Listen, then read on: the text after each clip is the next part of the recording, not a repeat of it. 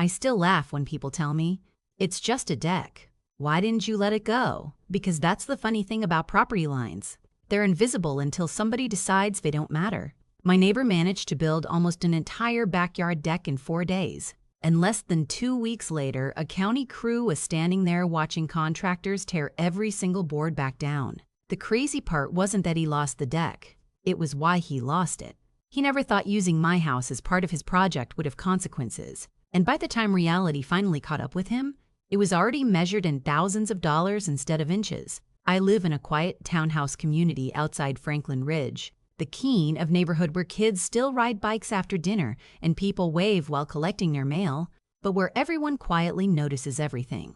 The buildings are close together, our side yards are narrow, and every owner knows that the exterior walls sit almost exactly on the property lines. You don't have much room to make mistakes around here, especially when construction is involved.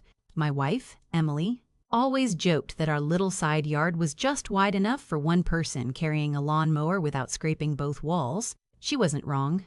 We'd lived there for almost 9 years, kept the place in good shape, replaced the siding a few summers earlier, planted shrubs that were finally beginning to fill out, and for the most part, our neighbors had always been easy to live with. Then Mason Caldwell bought the townhouse next door. Mason wasn't a terrible person in the obvious sense. He wasn't loud late at night or throwing wild parties. His problem was something almost worse. He believed confidence could replace knowledge. Every conversation somehow ended with him explaining why everyone else worried too much. If someone mentioned permits, he rolled his eyes.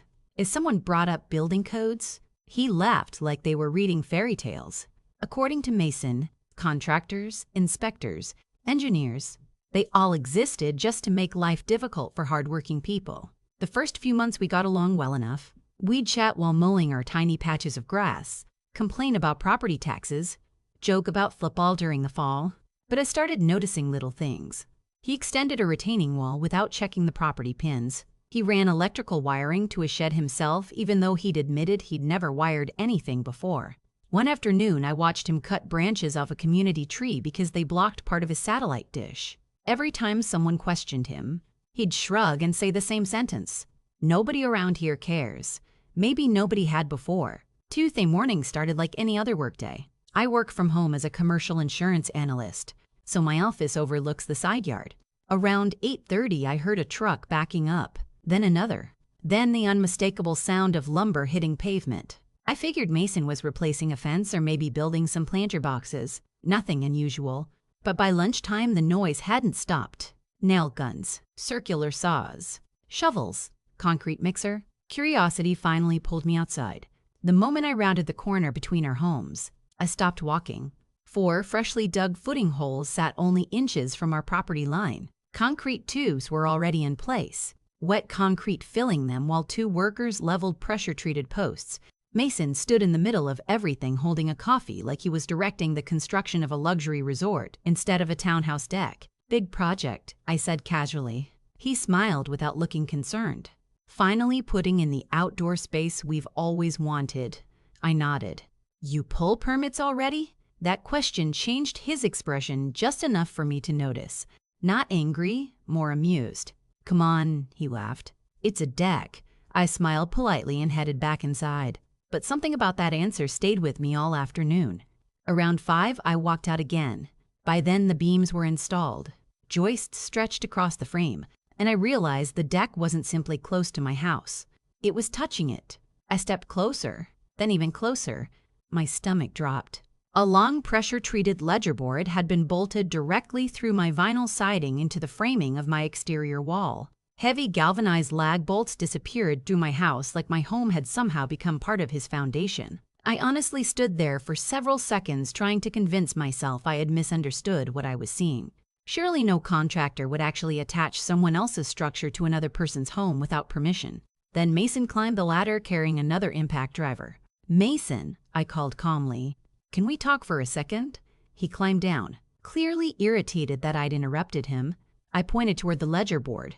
Those bolts are in my wall. He looked over his shoulder for maybe half a second before shrugging.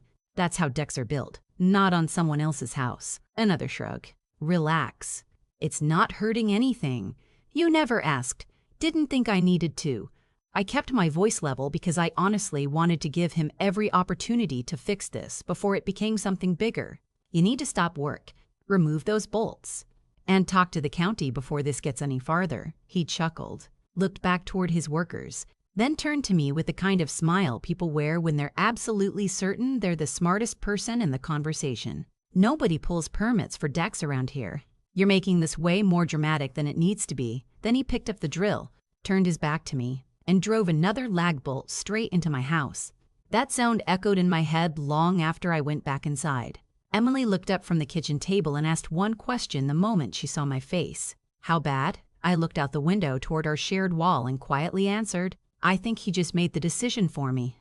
The next morning, before making coffee, I picked up my phone and called the county building department. The woman who answered the phone at the county building department sounded like she'd handled 1,000 calls exactly like mine. Calm, professional, almost impossible to surprise. I explained that the neighboring property had attached an unpermitted deck directly to my exterior wall without my permission. And before I even finished the sentence, she interrupted me politely. Did you say they physically fastened their structure to your home? I told her they had.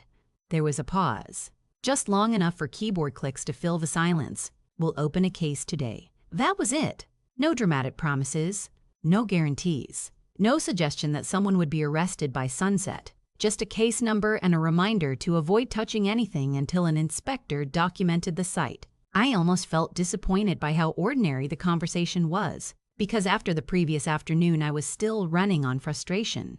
But over the years I'd learned something that insurance claims had taught me over and over again. The people who stay calm usually end up with the stronger case. Emily poured me a cup of coffee, slid it across the kitchen island, and smiled. You look guilty, I laughed. I almost do. Don't, she replied. He drilled holes into our house. She was right. But part of me still hoped Mason would come to his senses before anyone from the county arrived. That hope lasted less than 24 hours. Wednesday morning, another delivery truck showed up. Instead of slowing down, construction accelerated. Deck boards started covering the frame. Railings appeared. A staircase was measured out toward his backyard. It was almost as if he believed finishing faster would somehow make the project legal. Every few hours, I'd glance out my office window and hear another burst from the nail gun. Each pop sounded like someone doubling down on a bad decision. Thursday evening, I was trimming shrubs in the front yard when our elderly neighbor, Mrs. Evelyn Brooks, wandered over carrying her little watering can. She'd lived on our street longer than anyone else and somehow knew every piece of neighborhood history without ever sounding like she was gossiping. She leaned closer and asked quietly, Did Mason ask before he used your wall? I shook my head. She sighed. I thought so. My husband built homes for 40 years. He would have had a heart attack if he'd seen that ledger board. Then she smiled in the gentle way older people sometimes do when they've already watched enough avoidable disasters unfold. People think building codes are there to annoy them. They're usually written because somebody else already made the expensive mistake. That sentence stayed with me longer than I expected. 4 days after I filed the complaint, just after 10 on Monday morning, a white county pickup rolled slowly onto our street. It wasn't flashy. No flashing lights, no dramatic entrance, just a clean truck with the county seal on the door. A man in his late 50s stepped out carrying a clipboard, a laser measuring device, a camera, and a kind of quiet confidence that comes from spending decades telling people things they don't want to hear. His name badge read Daniel Harper. He introduced himself, asked me to show him the area, and within 30 seconds he was already photographing the ledger board attached to my siding. He didn't say much at first. Professionals like him rarely do. They observe before they speak.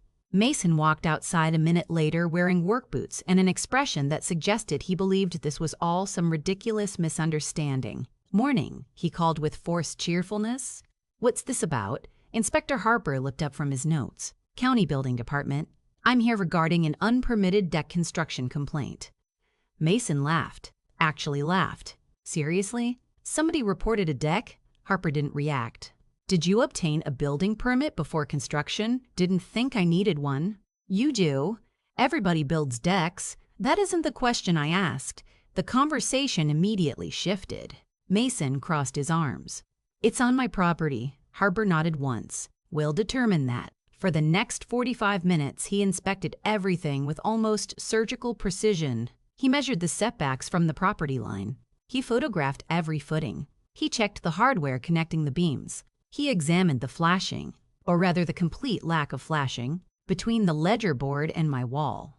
Then he crouched beside one footing and pushed a measuring rod into the soil before quietly recording another number. Mason started following him from one corner of the deck to another, trying to explain each decision before the inspector even asked about it. The posts are solid. Click. Another photo. The contractor said this was standard. Another measurement. I've seen bigger decks than this all over town. More notes. Nothing seemed to matter because Inspector Harper wasn't arguing with him. He was simply collecting facts. Finally, he stopped directly in front of the ledger board, rested one hand against my siding, and turned toward Mason. Who authorized you to attach this ledger to the adjacent structure? Mason looked genuinely confused. Adjacent structure? Harper pointed at my house. This residence? Well, nobody. It's just easier this way. Do you own this residence? No. Do you have written authorization from the owner?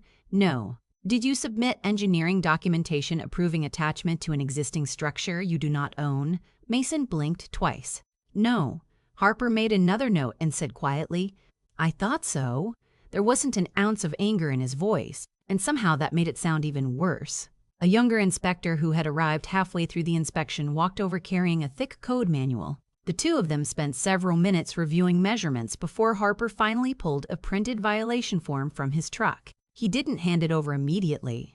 Instead, he explained each finding one by one, almost like a teacher walking through homework that had gone spectacularly wrong. First, construction commenced without an approved residential building permit. Second, the primary structural ledger has been attached to a neighboring residence without authorization. Third, fruiting depth does not comply with county frost protection requirements. Fourth, required joist hangers are missing from multiple load-bearing connections. Fifth, no approved flashing has been installed where the ledger meets the exterior wall, creating potential moisture intrusion into the adjacent residence. Sixth, the western edge of the deck extends approximately 14 inches into the required setback. Mason interrupted. Okay. I'll fix those. Harper slowly shook his head. These are not cosmetic deficiencies. I'll apply for a permit now. That is no longer an available remedy. Mason stared at him. What do you mean? Harper folded his hands across the clipboard. The structure, as constructed, cannot be approved because its fundamental design violates multiple sections of county code.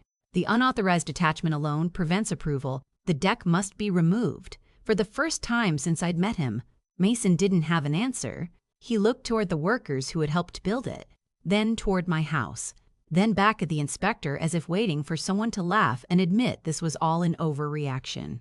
Nobody did. After the inspectors left, he marched straight across the yard toward me. Are you happy now? I looked at him for a second before answering. I asked you to stop before another bolt went into my wall. You could have just talked to me. I couldn't help smiling at the irony. Mason. I did. His jaw tightened. You're costing me thousands. I nodded slowly. No.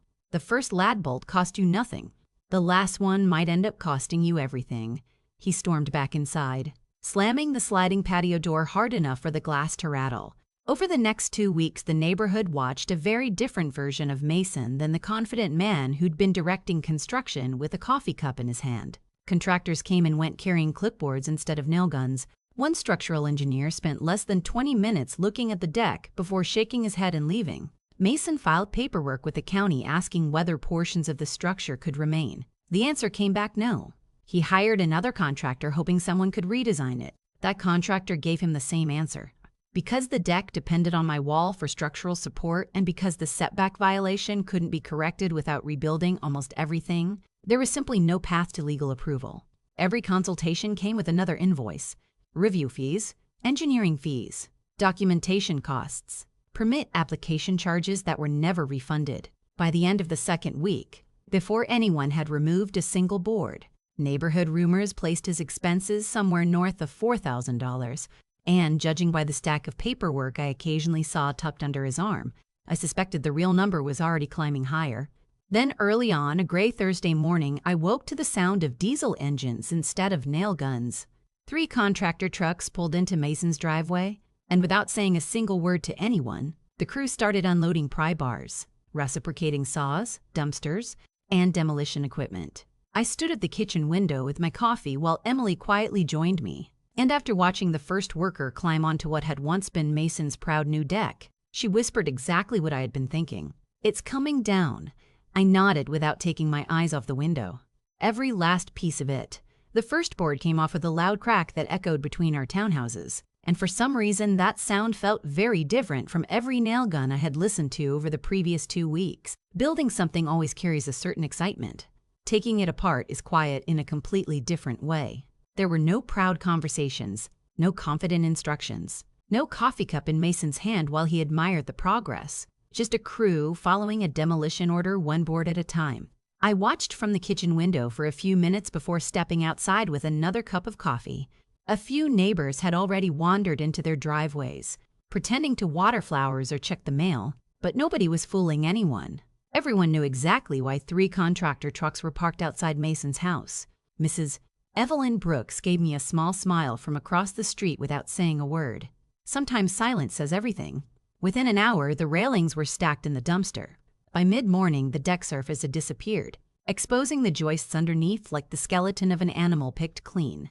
As each section came apart, the crew finally reached the part that had started this entire mess, the ledger board. One of the workers stopped and called his supervisor over. They examined the row of heavy lag bolts running straight into my exterior wall before carefully backing them out one by one. Every bolt left behind a dark opening through the siding, and with each turn of the impact driver, I found myself thinking back to that afternoon when I'd asked Mason to stop before he installed another one. If he had listened for even 5 minutes, none of this would have happened. When the final bolt came free, the supervisor walked over to me carrying a clipboard. "We'll need access to inspect the damage from inside if that's all right with you." I unlocked the side gate and let him in. Together, we checked the wall from both sides. Fortunately, the structural framing hadn't been compromised, but the siding, moisture barrier, and insulation all needed repairs.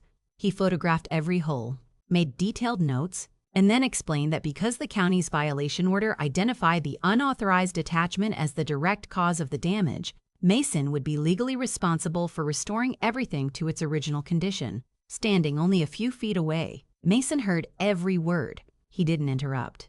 He didn't argue. He just stared at the growing pile of lumber in his driveway with the exhausted look of someone finally realizing that shortcuts almost always become the longest route possible. Around lunchtime, the demolition was nearly complete. The beautiful backyard deck that had taken 4 frantic days to build had disappeared in less than half a day, reduced to twisted boards, bent hardware, broken railing sections, and a dumpster full of expensive lessons. Mason slowly walked over while the crew loaded the last pieces. For a second, I thought another argument was coming, but his voice sounded completely different this time. I should have listened. It wasn't loud. It wasn't dramatic. It almost sounded like he was talking to himself instead of me. I looked at the empty space where the deck had been and answered honestly. "I never wanted your deck torn down." He looked surprised. "Then why call the county?" I took a slow breath before replying. "Because once you drilled into my house, it stopped being only your project." He nodded without saying anything else. There wasn't really anything left to argue about. The paperwork had already settled the debate long before the demolition crew arrived. Over the next several weeks, contractors repaired every hole in my siding, replaced damaged weatherproofing, matched the paint, and restored the wall until you couldn't even tell anything had happened. Mason paid every invoice. We never became close friends again. But something interesting changed after that. Whenever another homeowner talked about remodeling, adding a fence, replacing a porch, or building a shed, Mason became the first person to ask, "Did you get your permit yet?" The neighbors laughed the first few times they heard him say it. But eventually nobody found it funny anymore because everyone understood he had paid a very expensive tuition for an education none of us wanted. Looking back now, I don't feel victorious. I don't enjoy remembering the money he lost or watching months of planning disappear into a construction dumpster. What stayed with me wasn't the demolition. It was that single moment when I politely asked him to stop before another bolt went into my house. And he smiled as though respecting someone else's property was optional. Property lines aren't just marks on a survey. They're built on trust, respect, and the understanding that your rights end where someone else's home begins. The county inspector didn't destroy Mason's deck. His own decisions did, one lag bolt at a time. And that's probably the biggest lesson I took away from the entire experience. Sometimes the most expensive mistake isn't breaking a building code. It's believing the rules don't apply to you in the first place. So now I'm curious what you think. If you had been standing where I was, would you have called the building department the morning after discovering someone had bolted a deck into your house? Or would you have given your neighbor one more chance to remove it himself? Let me know in the comments, because I've seen people passionately argue both sides of this story. And honestly, I'm interested to hear where you would draw the line. If you enjoyed this story, don't forget to like the video, subscribe to the channel, and share it with someone who believes shortcuts always save money. Because sometimes the fastest way to finish a project is exactly what guarantees it has to be torn down.